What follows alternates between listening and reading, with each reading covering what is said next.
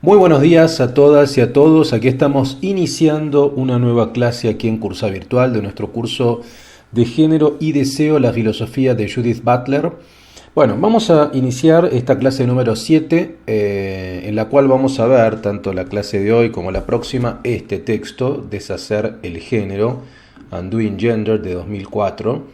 Y vamos a hacer también de a poco un balance de lo que fuimos viendo, ¿no? Este libro es muy interesante porque en algún sentido van a ver que va a retomar temas de los 3 libros previos, o sea, la cuestión del deseo que vimos en Sujetos del Deseo, en la clase número 1 y número 2, de la cuestión del género sobre todo. Hay un ajuste de cuentas, hay una revisión, yo diría, con Gender Trouble, con el género en disputa, que un poco ya la clase pasada lo vimos también con el texto anterior.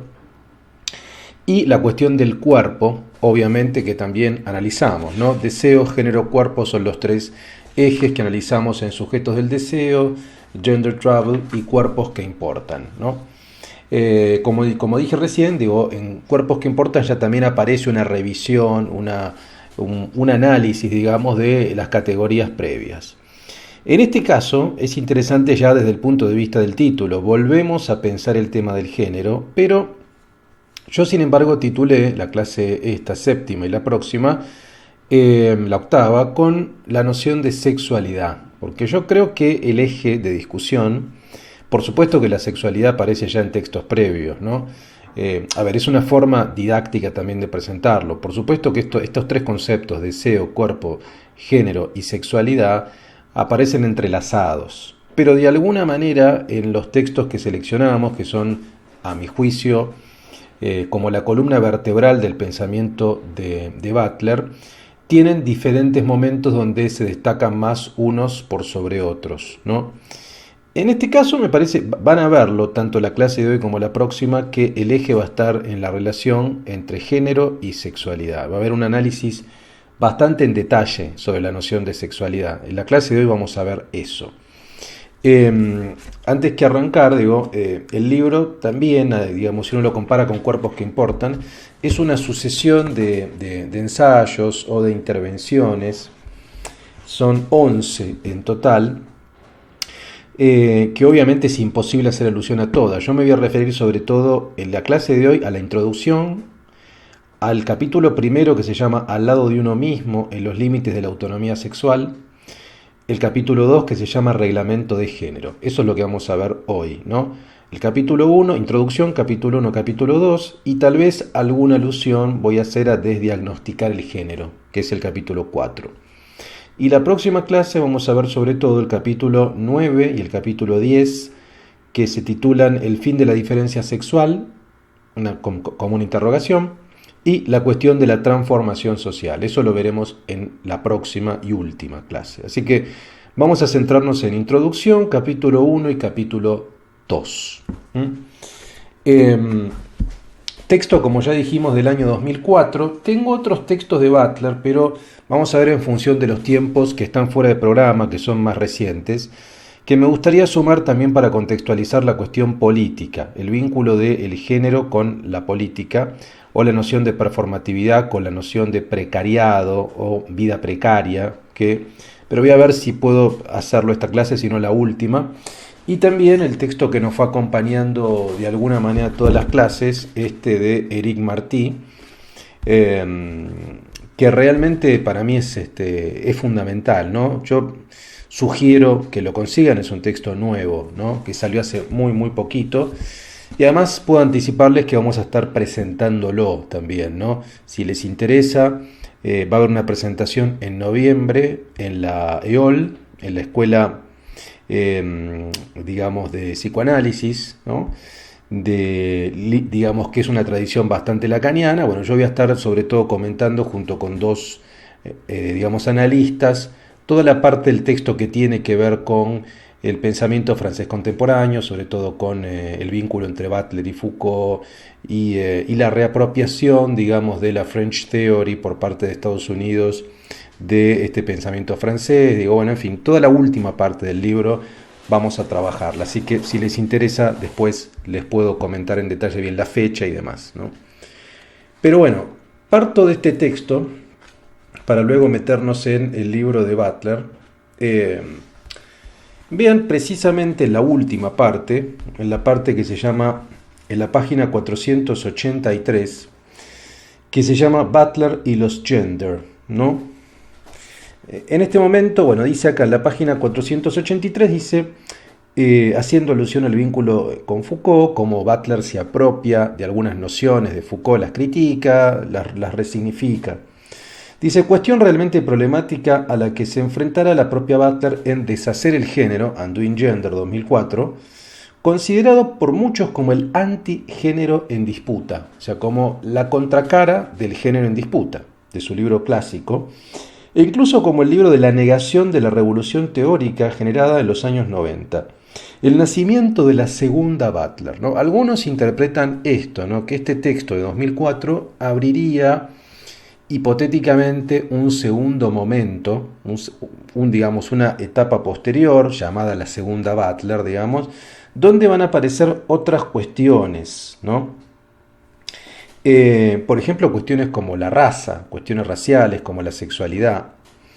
La cuestión política ya estaba presente, pero tal vez un poco más aguda. Dice, cuestión visible hoy en la promoción de lo trans por los LGBT+, como figura insuperable de las radicalidades minoritarias. También el elemento de lo trans aparece pensado con más detalle. Dice, en Deshacer el género encontramos a un personaje ya conocido, que es John Money, creo que lo hemos mencionado ya, que en la década de 1950 conceptualizó la noción de género, gender, gender role, sexual orientation, y que la Universidad Johns Hopkins accedió por medio de su instituto a un conocimiento experto y a una experimentación real del género. Bueno, fue uno de los que realizó operaciones, John Money, que era un médico pedopsiquiatra, un médico psiquiatra infantil, que hacía, digamos, y que definió el concepto de género como sexo psicológico, cirugías de reasignación de sexo, siempre con una matriz exclusivamente binaria, digamos, ¿no? Por eso se reasignaba el sexo, precisamente por esa matriz heterocentrada que Butler va a criticar, por cierto. Entonces dice acá, Money es la perfecta ilustración del hecho de que la desestabilización de los géneros encontró en el siglo XX una nueva inflexión en la relativización de los órganos sexuales externos, pene-vagina, con respecto a los sexos cromosómicos, hormonales, y cuya consecuencia es la plasticidad, variabilidad y pluralidad extraordinaria de las identificaciones posibles. Se cuenta en este texto, Undoing Gender, el caso de esta cirugía de reasignación con un bebé XY llamado David Reimer, nacido en 1966, ¿no? Que es reasignado, ¿no? Y se llama Brenda, y que finalmente vuelve a querer reasignarse a ser varón, digamos, luego de una cirugía, de una vaginoplastia, digamos, y que termina suicidándose. Es un caso trágico, ¿no? Bueno, eso lo narra con bastante detalle Butler. Si podemos, seguramente en la clase de hoy y la próxima vamos a ir hacia ahí. En la página 485 dice Eric Marty, la publicación de Deshacer el género en 2004 se da en el contexto de los New Gender Politics, que, escribe Butler, han surgido en estos últimos años una combinación de movimientos a los que incumben el transgénero, la transexualidad, la intersexualidad y sus relaciones complejas con el feminismo y la teoría queer.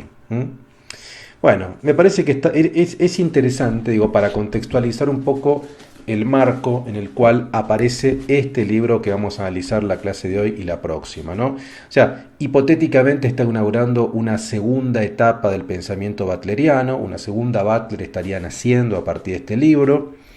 Es un momento donde Butler va a repensar ciertas categorías, las va a resignificar, la cuestión política también se empieza a configurar de otro modo, aparece una interseccionalidad más aguda, más clara con la cuestión racial y con otro tipo de diversidades, con la intersexualidad sobre todo, y con la transexualidad también. Es decir, un poco en este marco aparecen las nociones que vamos a analizar en la clase de hoy y la próxima.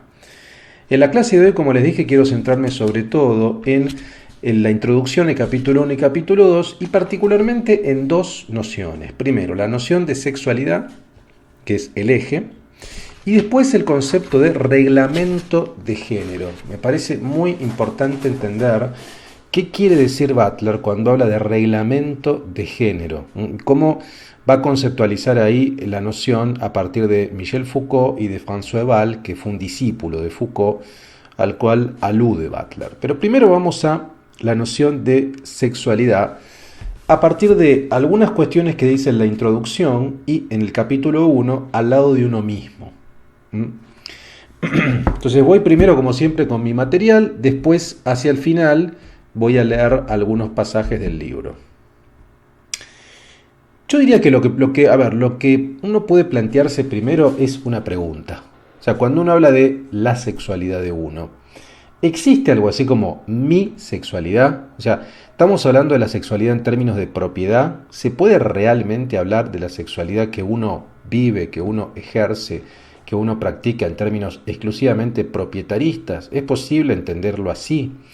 Bueno, en Deshacer el género, Butler precisamente define el género como un haciendo. De hecho, esto ya lo vimos en Gender Trouble. El género es un haciendo, no en soledad, sino relacional. O sea, todo género, en tanto y en cuanto es un efecto de la performatividad, de la repetición estilizada de actos, que termina cristalizando una imagen que no es fija, sino que es desestabilizada, pero que da la apariencia de fijeza, es básicamente un haciendo. Es un haciendo, es algo que se construye, es un proceso de devenir permanente que no se realiza en soledad, sino es relacional. Esto ya lo vimos desde la primera clase. Recuerden ustedes la noción de reconocimiento hegeliano. No existe una identidad, sino hay un reconocimiento del otro, una observación y una legitimidad de una mirada externa. Se trata más de la experiencia de ser deshecho, dice Butler, que de construcción. O sea, más que hablar de mí, de un posesivo, tenemos que hablar de una experiencia de deshecho. Ahora vamos a ver bien qué es esto. Este ser deshecho, a través de formas normativas, implica dos elementos. Por un lado, el deseo siempre requiere el reconocimiento de lo exterior a mí, como dijimos recién, y la sexualidad necesariamente nos traslada fuera de nosotros mismos. Es decir, la noción de reconocimiento es clave desde el texto, primero desde la tesis de doctorado de Butler que ya analizamos. O sea, no hay noción de identidad sin reconocimiento, sin un agente externo que me diga vos existís, digamos, ¿no? Esto es muy importante incluso desde el punto de vista político, un reconocimiento no solamente social, sino después también normativo, o sea, en el cual entren las singularidades no legitimadas y que pasen a ser legitimadas desde un punto de vista legal, normativo, estatal. Entonces, el deseo siempre requiere reconocimiento del exterior. Define Butler: la sexualidad no es consecuencia del género, no necesariamente la sexualidad es consecuencia del género. Y se hace esta pregunta: ¿soy un género? ¿Tengo una sexualidad? Son preguntas que nos podemos formular y que ustedes se pueden formular también. El problema aquí será el carácter de este yo, de este mí, ¿no? O sea, un vínculo propietarista con la sexualidad, un vínculo solitario, solipsista con la sexualidad. El yo que tiene su sexualidad se deshace mediante la sexualidad que afirma tener. Otra pregunta que nos podemos hacer: ¿el género es para otro y proviene de otro antes de convertirse en mío? Yo creo que son preguntas muy propias, son preguntas fundamentales. ¿Por qué? Porque efectivamente no hay sexualidad sin despliegue en un marco relacional. O sea, no hay una noción de sexualidad posible sin un vínculo sexoafectivo, ¿no? Por tanto, por definición, la sexualidad como actividad es una actividad relacional. Toda actividad sexoafectiva requiere el reconocimiento de otro que me desea, y otro al que yo deseo, ¿no? Por tanto, el deseo es un poco el pegamento de ese vínculo sexoafectivo, pero básicamente es una relación. Entonces, lo que está haciendo Butler es problematizando el concepto de solipsismo, de propietarismo respecto a la sexualidad. ¿Hasta qué punto, cuando uno dice mi sexualidad, estamos hablando de algo estrictamente mío? Porque ese mí, ese yo, no existe si no hay un otro. Por tanto, precisamente estas preguntas llevan a nuestra filósofa a plantear los límites de la autonomía sexual. Mi sexualidad y mi género no son posesiones dice, más bien son maneras de ser desposeído, de ser para otro. Es interesante esta vuelta que da, ¿no? Más que ser posesiones, son formas de ser para otro. Y si uno es para otro, hay un vínculo con lo exterior a mí. Entonces, por eso más que ser hecho, hay un deshecho. Juega un poco con la palabra Butler ahí. En este sentido, el nosotros es problemático, más aún hablar de nuestros derechos, con lo que ello implica. Por un lado, la autonomía corporal, dice Butler, es necesaria para reclamar por derechos civiles y políticos necesarios de las minorías sexuales. Son aspiraciones normativas que exigen un reconocimiento legal en el marco de una democracia liberal, es decir, somos humanos y somos reconocidos como tales por la comunidad política que habitamos, más allá que estemos o no de acuerdo. No negociamos las normas cuando nacemos, estas son previas y asimiladas forzosamente, por tanto no reclamar por nuestra inclusión en términos de derechos es estar por fuera de todo reconocimiento legal, estatal, social, con la marginalidad y la violencia que ello conlleva. ¿Se entiende? Entonces acá vamos a analizar con detalle el concepto de sexualidad y de autonomía, sobre todo de autonomía. Vale decir, en primer lugar, si decimos que más que tener una sexualidad, estamos atravesados por una experiencia sexual que es relacional, esto pone en crisis el concepto propietarista, solipsista de mi sexualidad, porque la sexualidad es, por definición, relacional. Ok. Ahora bien, esto implica un problema. ¿Por qué? Porque la autonomía, el concepto de autonomía, que es un concepto de tradición liberal, en el sentido político lo digo, implica que uno despliega su autonomía, y la autonomía sí está referida a un concepto individual, digamos, ¿no? Aquí uno tiene un cuerpo, ese cuerpo ejerce una conducta, un comportamiento sexual, en un marco normativo que uno no elige. Es decir, uno está arrojado al mundo con una cantidad de normas que uno no eligió, que son previas a uno. Uno puede criticar esas normas, ¿no? Uno debe, incluso para Butler, criticar el alcance de esas normativas. Ahora, mientras tanto, ¿uno qué hace? ¿Por qué? Porque acá tenemos un problema que es interesante, digo, que tiene que ver con la cuestión del reconocimiento. Es decir, si uno no le importa la cuestión normativa, si uno, digamos, está al margen de eso, no es reconocido desde el punto de vista institucional, por tanto eso lo lleva a una minoría a la marginalidad, al no reconocimiento legal, institucional, y por tanto a la marginalidad, y por consecuencia un montón de acciones que son peligrosas, a la violencia, al exterminio. Es decir, cuando uno no tiene un reconocimiento, un amparo normativo legal, uno está expuesto a un montón de peligros y de riesgos vitales, que implican además el exterminio, porque no ser reconocido es no ser considerado directamente humano. Esto ya lo vamos a ver la próxima clase, digamos, ¿no? El no reconocimiento en términos normativos es directamente estar por fuera de la categoría de humano, no sos humano.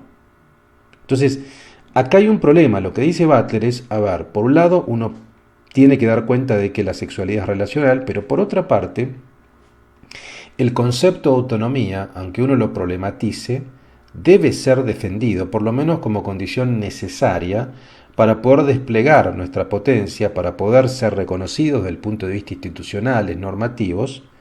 Por tanto, es necesario incluso tener una concepción, uno diría molar en términos deleuzianos, fuerte, una identidad fuerte, para lograr ese reconocimiento que es una condición necesaria, aunque no suficiente.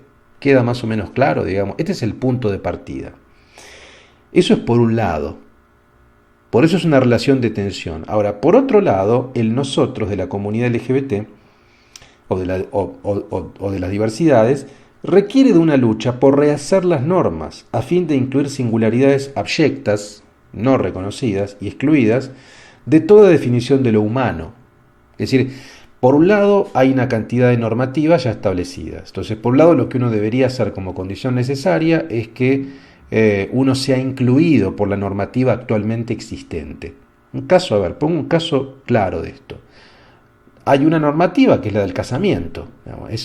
Hay un casamiento civil. Uno puede estar en contra del casamiento civil, uno puede rechazarlo como institución burguesa, uno puede rechazarlo por los valores o por las ideas que tenga, legítimas. Ahora, esa institución existe.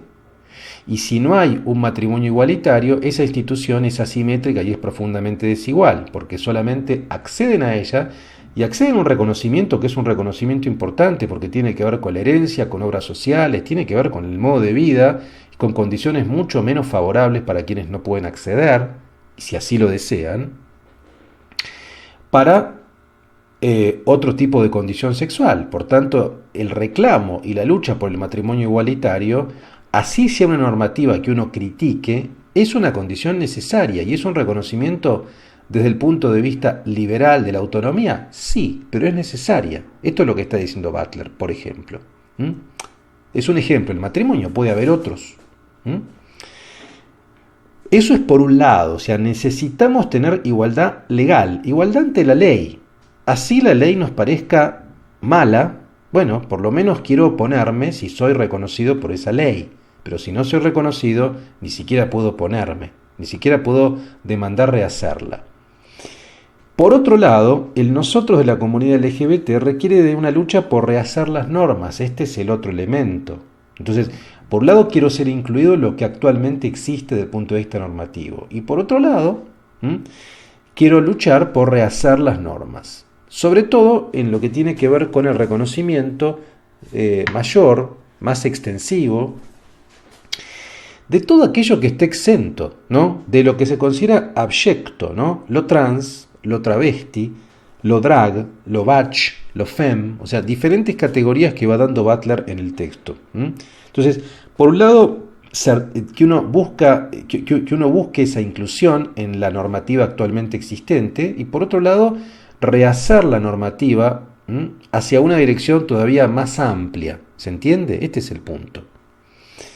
Por tanto, los derechos humanos deben ser reclamados al mismo tiempo que problematizados. Este es el punto. Es una tensión, pero es una tensión que convive, ¿no? O sea, quiero ser incluido y al mismo tiempo quiero resignificarlo.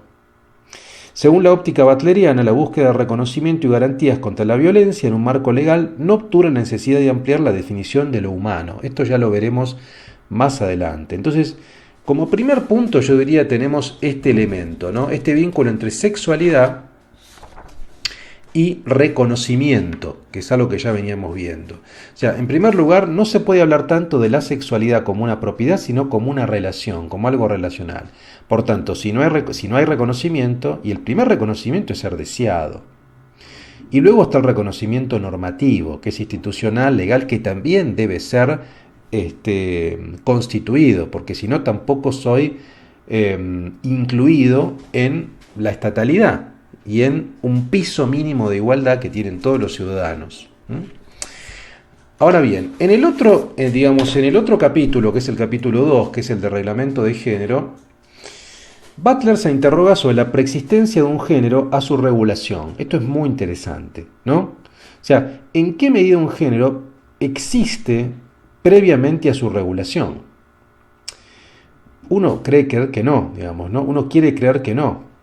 Intuitivamente uno cree que el género es producto de una regulación.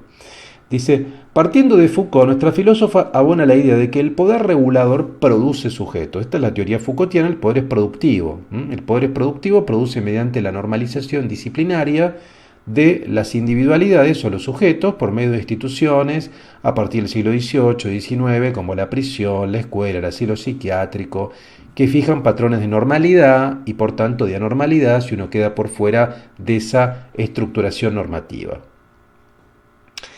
Por tanto, el poder es productor, produce subjetividades. En consecuencia, estar sujeto a un reglamento es estar subjetivado por él. Un reglamento, en tanto código normativo, ese código normativo, como un efecto o como un instrumento, si ustedes quieren, del poder productivo, lo que produce son sujetos, produce subjetivaciones. Un reglamento, un código, produce subjetivaciones. Un reglamento de una prisión, un reglamento de una escuela produce alumnos con determinadas características, ¿no? Que son disciplinados y son gestionados en un sentido u otro. Devenir sujeto a través de la reglamentación. En este aspecto surgió otra crítica de Butler a Foucault. Para el filósofo francés, el poder regulador es histórico y opera sobre el género y la sexualidad, así como sobre otras normas sociales y culturales. O sea, para Foucault, Claramente el poder es regulador, es productivo y por tanto es regulador digamos, y es histórico. Por supuesto que opera sobre el género. Foucault igual no habla de género, no hay una problematización de la cuestión del género en Foucault. De hecho, no utiliza ese término, Foucault, y eso es una crítica, por ejemplo, que le hace Paul B. Preciado, que Foucault no utiliza el concepto de género. No es un tema sobre el cual él trabaje realmente. Sí, sobre la sexualidad, por supuesto, y esto lo vemos en la historia de la sexualidad, sobre todo en el tomo 1, donde claramente el poder, mediante los dispositivos, digamos, disciplinarios, y sobre todo el dispositivo de sexualidad, es precisamente eso, es una normativa que clasifica determinados comportamientos en un sentido normal o patológico. ¿Se entiende?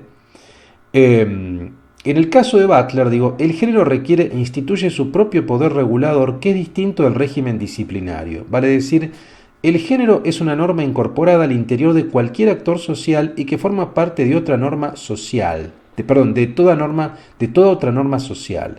No es meramente una norma más subordinada al poder regulador Foucaultiano.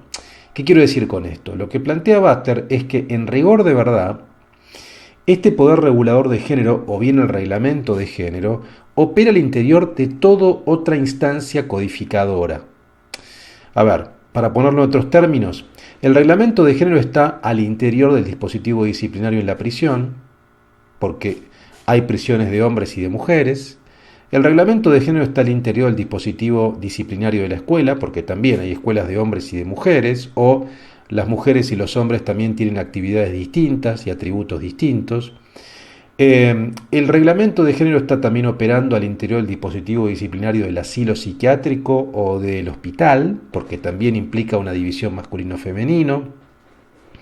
¿Se entiende lo que estoy diciendo? O sea, para Butler, este reglamento de género es fundamental porque es omnipresente al interior de todo otro código normativo, como dice acá, ¿no? O sea, al interior de cualquier actor social y que forma parte de toda otra norma social, no es meramente una norma subordinada. O sea, para Foucault, como no trabaja esto, sí hablamos de un dispositivo de sexualidad, por ejemplo, pero después hablamos de un dispositivo disciplinario, disociado del de sexualidad. Bueno, en el caso de Butler, no. El reglamento de género opera al interior de todo otro dispositivo, por lo tanto es fundamental.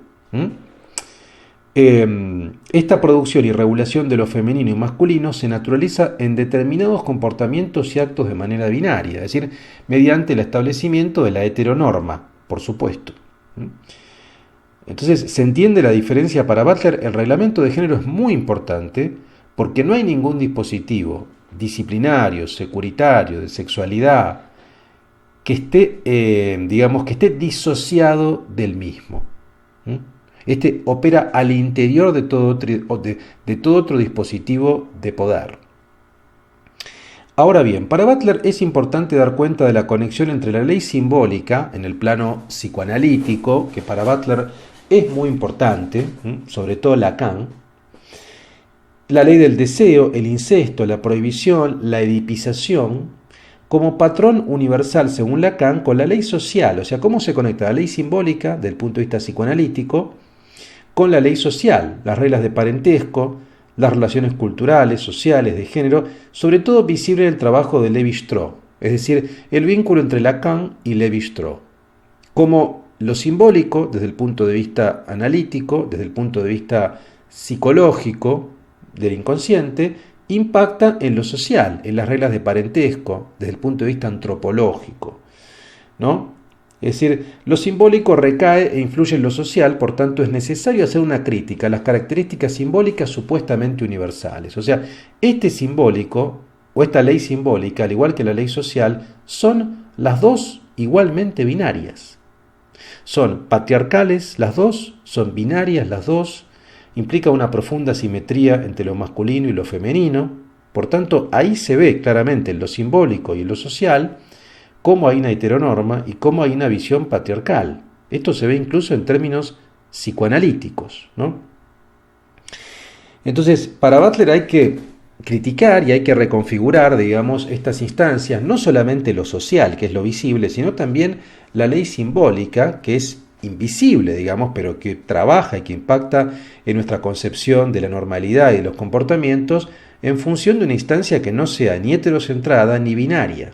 En esta dirección, y por tanto, lo que entendemos como reglamento de género está constituido a partir de los dos. O sea, este reglamento de género existe precisamente por esta imbricación entre un simbólico binario, heterocentrado, y un código social, digamos, también binario y heterocentrado. Por tanto, el reglamento de género es binario y es heterocentrado.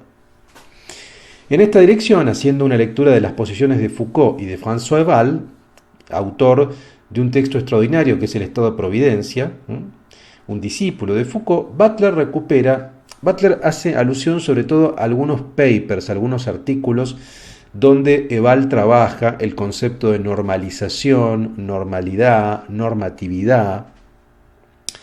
Sobre todo recupera esta noción de normalización proveniente de normalité y normatif, ¿no? En francés, normalité de 1834, un término que fecha en 1834, Butler en su lectura de Ebal, y normatif, un término de 1868, en tanto operación normalizadora del poder disciplinario y burocrático del Estado. Digamos, el despliegue del Estado implica la fijación de un patrón regulador, y ese patrón obviamente determina lo normal, la normalidad y lo normativo, y el límite marca precisamente la distancia de lo que queda por fuera. Lo que queda por fuera es lo anormal y lo que vulnera la normativa. La norma en este aspecto es un tipo de regla, un modo de producir las reglas y un principio de valoración. Son varias cosas la norma, ¿no? Es una regla, es un modo de producir reglas y es un principio de valoración, por supuesto, porque uno a partir de la norma valora la distancia, a ver si uno está dentro o fuera, por tanto si uno cumple las reglas o no cumple las reglas, y si cumple las reglas no tiene ningún problema, y si no cumple las reglas va a tener muchos problemas.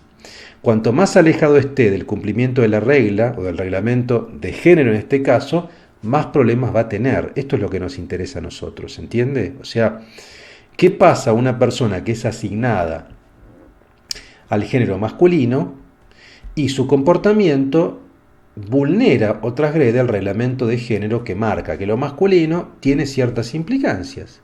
¿Qué pasa si esa persona asignada sexogenéricamente a la masculinidad tiene gustos, tiene prácticas, tiene una forma de moverse, tiene una forma de actuar, una forma de hablar que es femenina? Está transgrediendo el reglamento de género que marca que lo masculino debe ser de otra manera. ¿Y eso implica un problema? Por supuesto. Eso implica un problema desde el punto de vista social y también desde el punto de vista penal muchas veces, digamos, ¿no? Pensemos que la homosexualidad, el travestismo, la diversidad sexual, a ver, en algunos países, todavía no en todos, se ha descriminalizado, se ha legalizado el matrimonio igualitario, pero pensemos hace solo 40 años, digamos, donde había una criminalización, ya no hablar de matrimonio igualitario porque era ciencia ficción, había una criminalización de la práctica homosexual. La práctica en sí estaba criminalizada.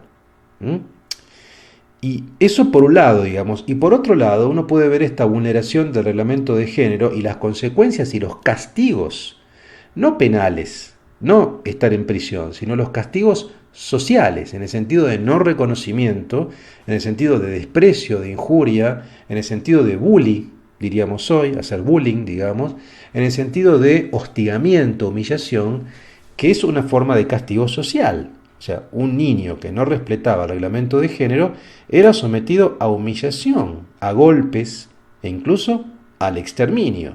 Entonces veamos cómo no cumplir el reglamento de género es algo realmente que tiene consecuencias dramáticas, ¿no? Esto es lo que nos interesa pensar. Por tanto, la restricción se hallará en el corazón mismo del mecanismo productivo del poder jurídico. La norma performa su función transformadora. La norma claramente implica una performatividad porque uno debe actuar según lo que la norma consigna. Si uno no actúa de acuerdo a lo que la norma reglamentaria consigna, uno se somete a un riesgo social y a un riesgo penal, digamos, ¿no? La norma, según Ebal, no tiene exterioridad. De hecho, tanto lo normal como lo anormal están determinados por la misma naturaleza normativa. O sea, obviamente, digamos, ¿no? Lo anormal se fija producto de lo que queda por fuera de lo normal. Lo anormal es la consecuencia de ella.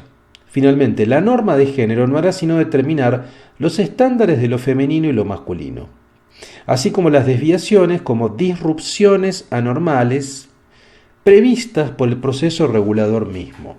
Esto es interesante, digamos, ¿no? Es decir, bueno, hay también cierta gradación. Hay que ver que estas disrupciones de la norma, por tanto esta gradación de la anormalidad, va a tener diferentes grises. Es decir, una cosa es, no sé, y esto se ve muy bien en la estipulación del Código Penal, digamos. Claro, obviamente hay infracciones leves y hay infracciones graves. No sé, supongamos, si esto lo llevamos al campo del reglamento de género, bueno, una cosa es, no sé, caminar de un modo amanerado, y otra cosa es, si uno se supone que está asignado desde el punto de vista masculino, esa forma de caminar no correspondería a lo que el reglamento de género marca, pero eso no está penado desde el punto de vista del Código Penal, digamos. No es que uno vaya a prisión porque camina de manera amanerada.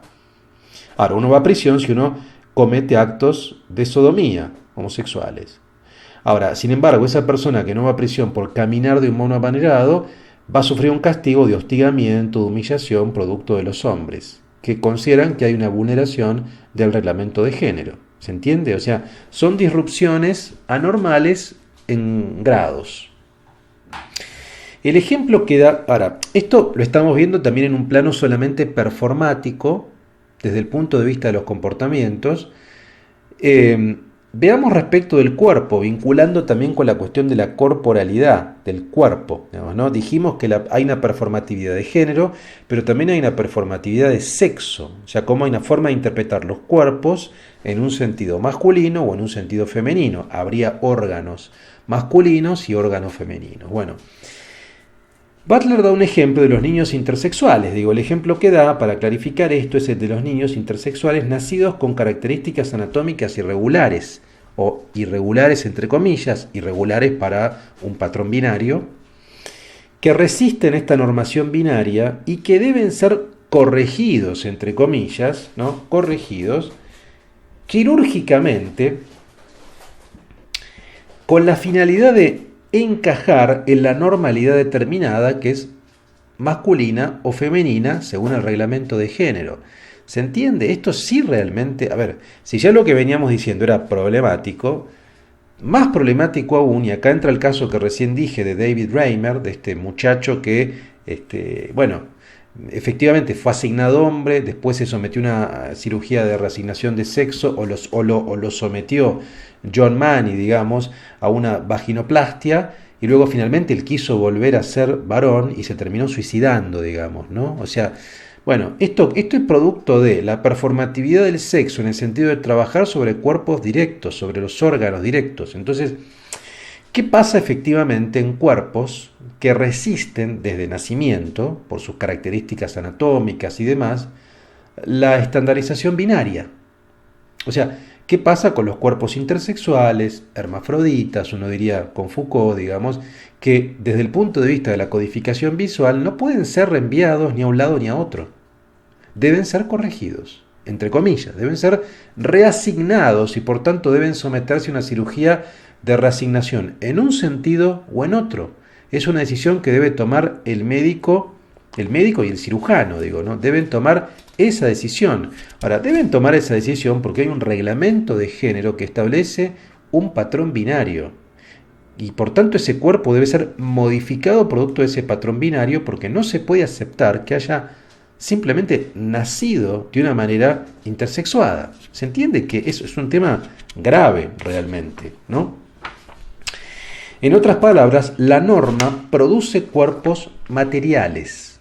La norma, para que dimensionemos realmente el peso del reglamento de género, la norma no solamente marca o fija límites en términos de comportamiento, de penalidad social o penalidad en la prisión, digamos, sino produce literalmente, está produciendo, acá se ve la performatividad del sexo, no solamente del género, del sexo, produce cuerpos materiales, asigna y diseña, entre comillas, o reasigna desde el punto de vista orgánico un cuerpo a un lado o al otro. Entonces, tal vez acá se entiende de manera mucho más clara cuando Butler dice, ya en Gender Trouble, digamos, que el género de alguna manera determina el sexo. Es esto lo que quiere decir. El género de alguna manera es que se configura mediante un reglamento, y ese reglamento, que es una normativa, digamos, obviamente produce comportamientos y castiga a los que no se rigen por lo que marca el reglamento, pero también produce, sobre todo, performa cuerpos, trabaja sobre cuerpos materiales, los reasigna a un lado o al otro. Este es el punto fundamental. Vamos ahora, con esto termina mi material, vamos ahora a leer algunos pasajes del texto, ¿no? Por ejemplo, la introducción, que se llama Actuar acertadamente. Bueno, hay toda una presentación sobre género y sexualidad. Esto creo que ya lo dije, ¿no? La idea de que el género propio no se hace en soledad, sino que es un haciendo. Esto vamos a pasarlo porque de alguna manera ya está claro. Lo mismo el tema de la sexualidad, que nos traslada fuera de nosotros, lo dice la página 33. Dice, estamos motivados por algo que se halla en otra parte y cuyo sentido y propósito no podemos capturar plenamente. Esto es muy importante. Bueno, el tema del deseo, recordemos la primera y segunda clase. El deseo es algo perturbador porque el deseo es algo que nos termina configurando, pero que no podemos captar desde el punto de vista racional con plenitud, ¿no? El deseo es algo que desarma, que desordena. Es una suerte de apetito que nos lleva afuera de nosotros. Y la sexualidad de alguna manera también es eso. Bueno, es lógico, digamos, ¿no? La sexualidad, en tanto en cuanto es una actividad motorizada por el deseo, nos traslada fuera de nosotros mismos. Entonces, no podemos hablar de mi sexualidad, porque la sexualidad se constituye con la exterioridad. Y se constituye también en tanto en cuanto uno se siente deseado y deseada por otro u otra. Entonces ahí uno se da cuenta de esa actividad. Esto lo dice muy bien en la página, por ejemplo, 38, ¿no? Dice así: cuando hablamos de mi sexualidad o de mi género, tal como lo hacemos, queremos decir algo complicado. Ni mi sexualidad ni mi género son precisamente una posesión, sino que ambos deben ser entendidos como maneras de ser desposeídos. Esto es lo que ya planteamos, ¿no? Todo el tema de la autonomía, bueno, aparece planteado en la página 40, 41, pero esto ya lo voy a pasar porque no quiero ocupar tiempo, prefiero ocuparlo con otras cuestiones.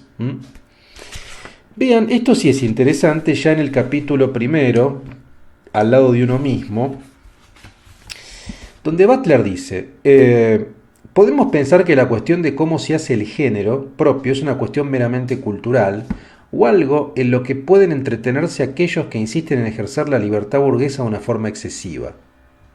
Que esta de hecho es una crítica que a veces recibe Butler por izquierda, ¿no?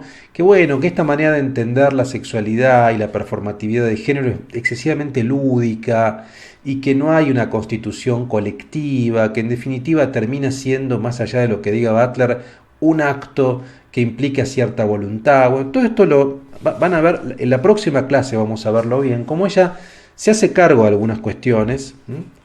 Es muy interesante lo que dice, pero lo vamos a ver la próxima clase. Sigo, dice, sin embargo, decir que el género es performativo no es simplemente insistir en el derecho a producir un espectáculo placentero y subversivo, como algunas critican de Butler, sino alegorizar las formas consecuentes y espectaculares en las que la realidad a la vez se reproduce y se contesta. Esto tiene consecuencias en el modo en que las presentaciones de género son criminalizadas y patologizadas, lo que recién decíamos. Entonces, a ver, por un lado es cierto, uno puede entender que hay una operación, de hecho en Gender Trouble aparece esto, ¿no? Gender Trouble tal vez es el libro donde el elemento lúdico y a veces estetizante de la performatividad, sobre todo con las drag queen, aparece de manera más clara, y donde Butler tampoco desarrolla, esto hay que decirlo y es evidente, un marco de construcción colectiva. Es un libro que a veces es leído de manera liberal, digamos, y que luego Butler reformula, como ya vimos en Cuerpos que Importan.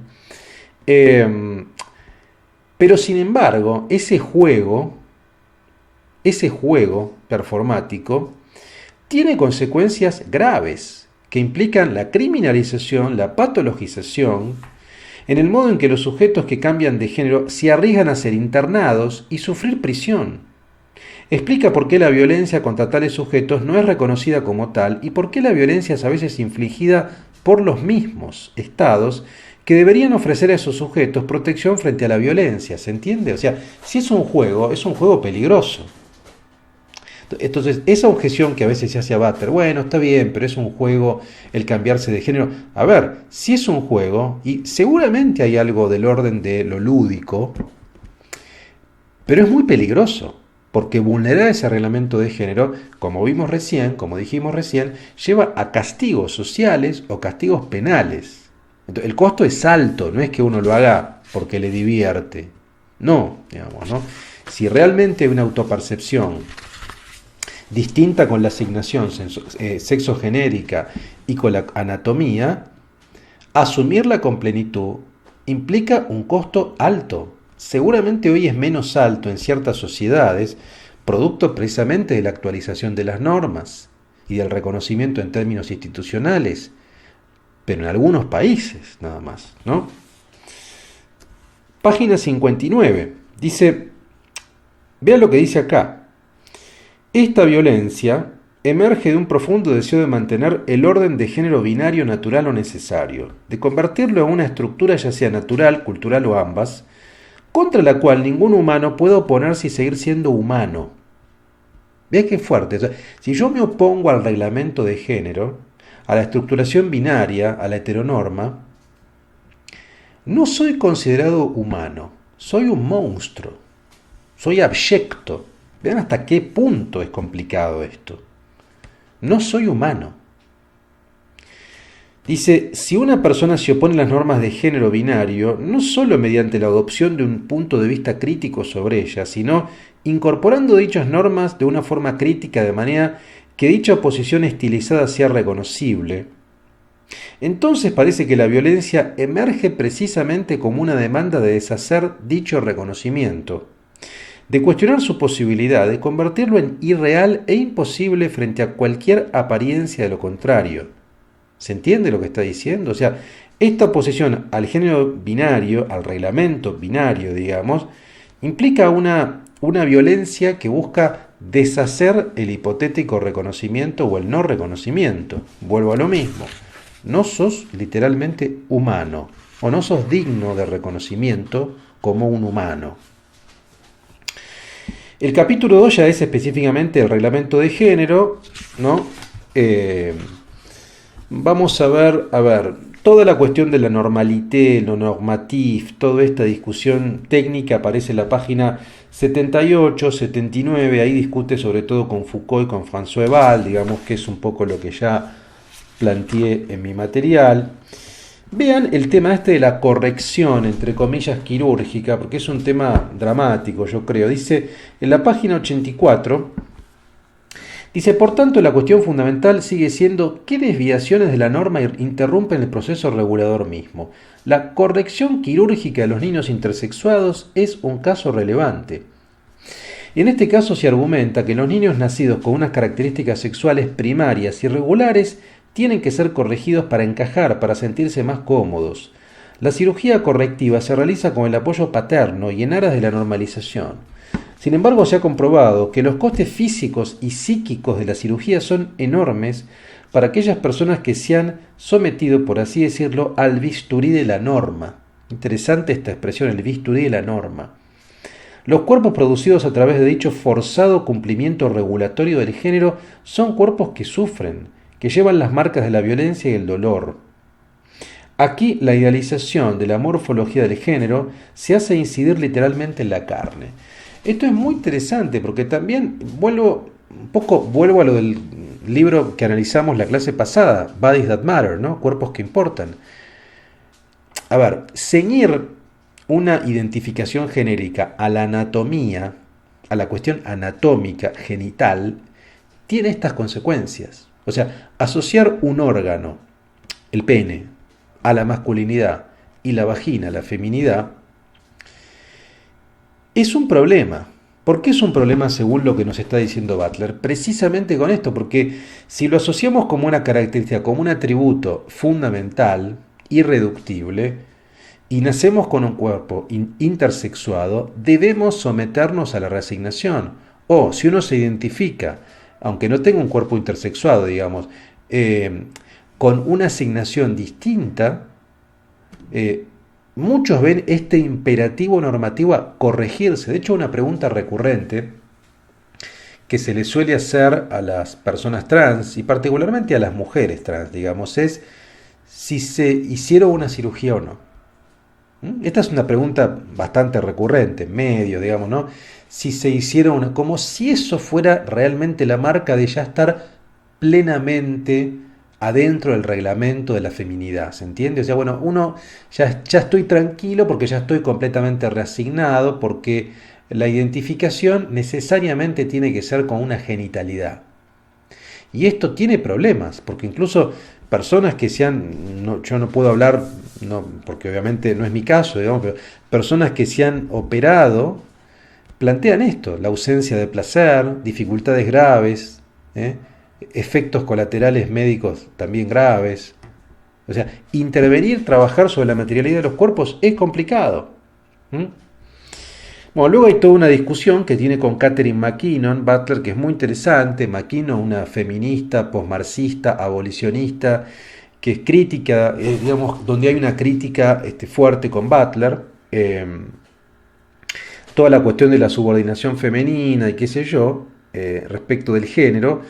Un poco lo que va a plantear Butler, digamos, es que McKinnon sigue, si bien es una feminista, digo, es una feminista muy heterocentrada, digamos, ¿no? Estrictamente heterocentrada, digamos, ¿no? Por tanto, dice, tiene sentido afirmar que los hombres subordinan sexualmente a las mujeres si no tenemos primero una idea de qué son los hombres y las mujeres.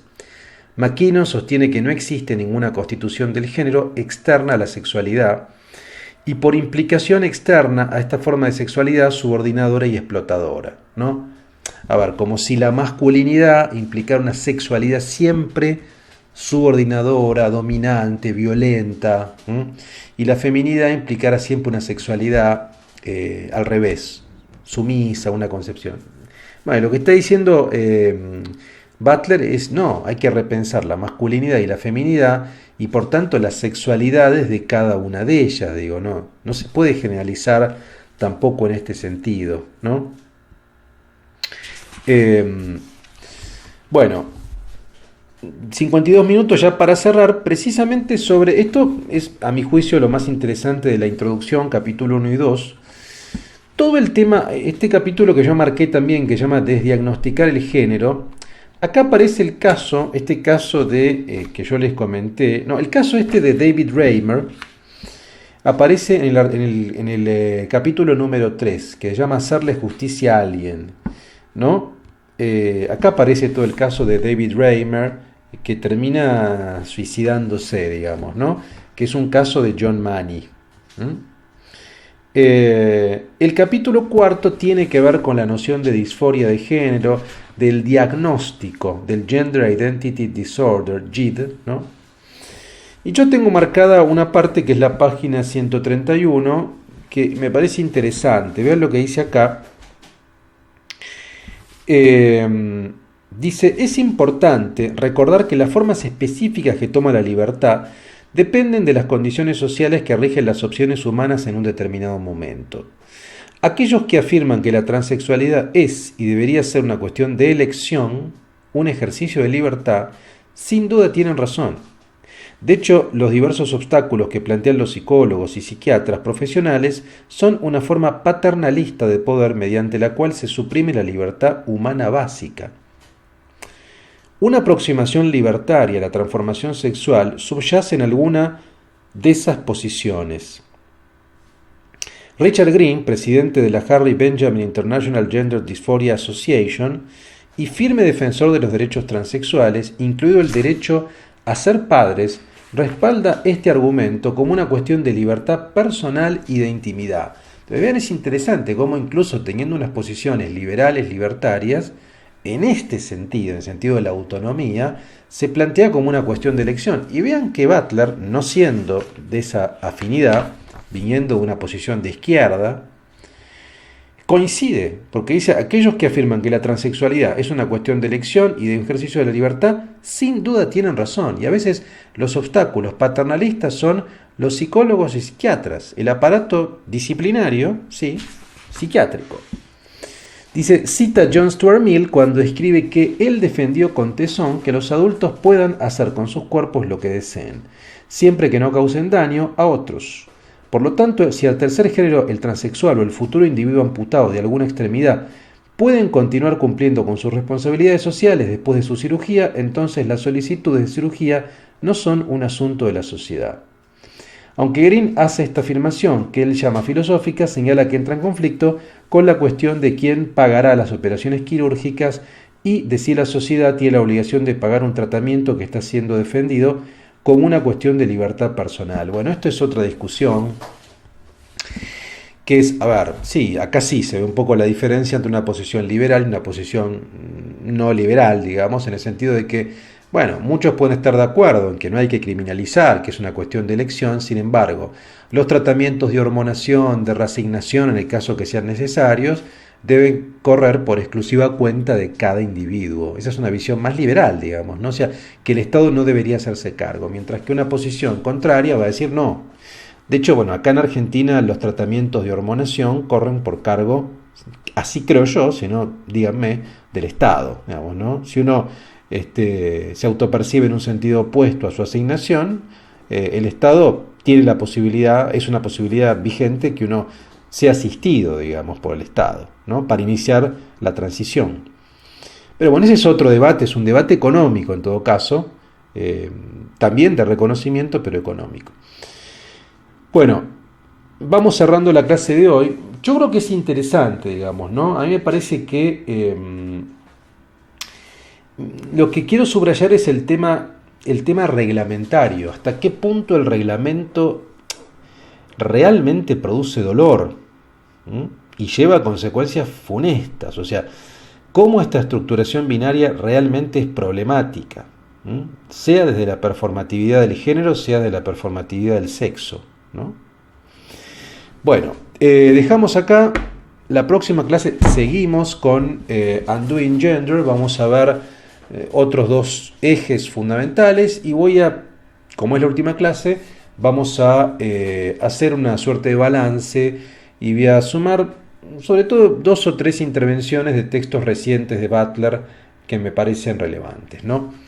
Así que bueno, les mando un gran abrazo a todas, a todos y nos vemos en una semana ya con la última clase de nuestro curso de Género y Deseo, la filosofía de Judith Butler, aquí en Cursa Virtual. Obviamente cualquier duda al foro de la cursada, cualquier consulta, allí me encuentran. Les mando un fuerte abrazo.